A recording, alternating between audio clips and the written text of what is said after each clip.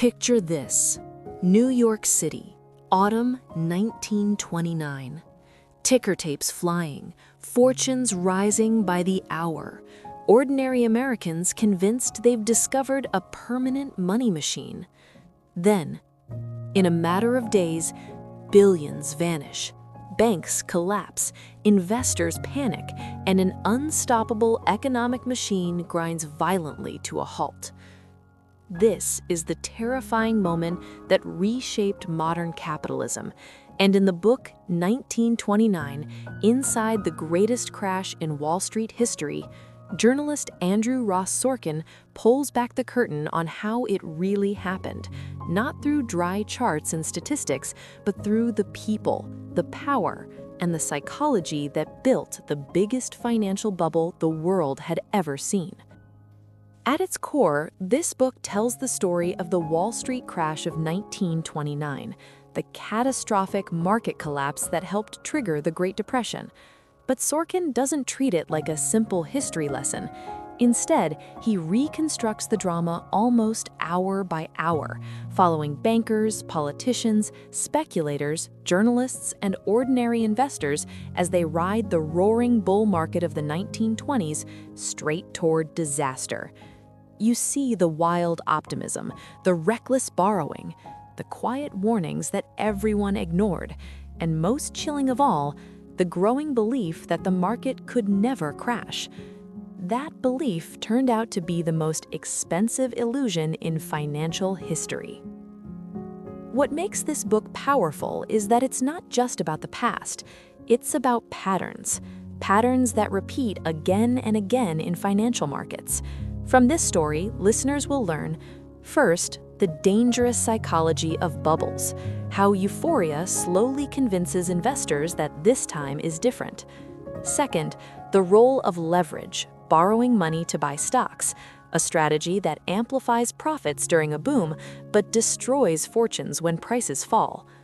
Third, the battle between Wall Street and Washington, because when markets collapse, governments suddenly have to decide, do we save the system or let it burn?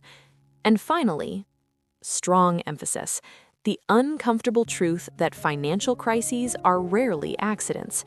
They're the predictable result of human nature, greed, ambition, denial, and the irresistible lure of easy money. One of the biggest strengths of this book is Sorkin's storytelling. Instead of sounding like an economics lecture, the narrative reads almost like a financial thriller.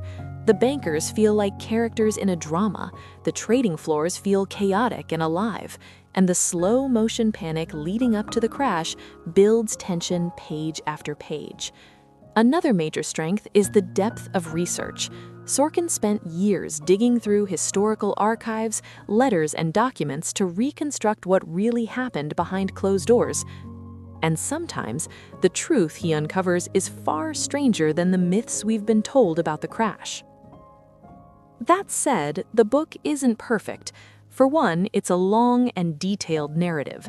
Some listeners might feel overwhelmed by the sheer number of historical figures, bankers, regulators, politicians who appear throughout the story. And occasionally, the book focuses heavily on the lives and personalities of wealthy financiers, which might make some readers wonder if the story spends a little too much time inside the world of the elite.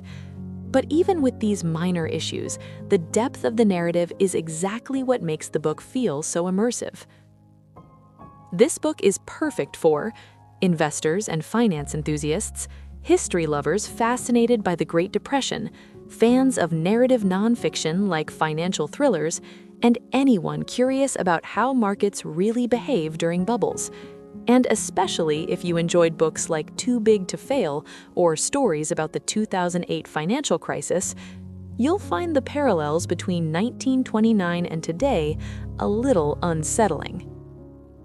However, if you're looking for a quick, light personal finance guide, this probably isn't the book for you. It's not about budgeting, investing tips, or get-rich strategies. It's about the system itself and how even the most powerful financial systems can unravel. In the end, 1929 isn't just a story about a market crash. It's a warning. a reminder that every generation believes the boom will last forever right before the cycle begins again. And if you want the full dramatic story, the personalities, the political battles, and the day Wall Street realized the party was over, I highly recommend listening to the complete audiobook. If you're interested, you'll find a link in the description where you can check it out. Because sometimes the best way to understand the future of markets is to revisit the moment they collapsed completely.